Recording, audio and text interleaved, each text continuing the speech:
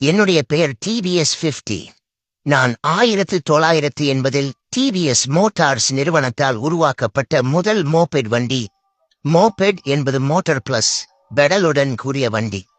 நான் 50cc வந்த 2 stroke single cylinder engine.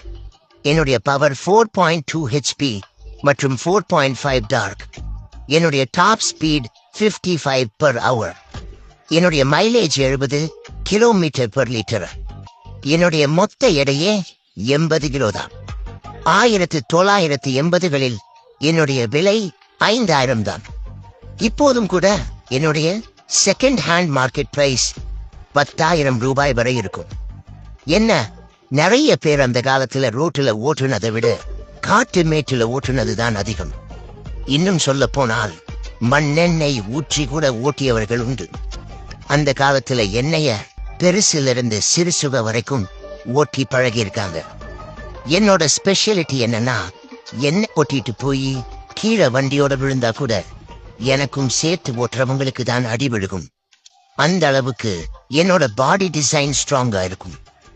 நான் இந்தியாவின் முதல் குறைந்த விலை மோட்டார் வண்டி. என்னுடைய மெயின்டெனன்ஸ் ரொம்ப கம்மி.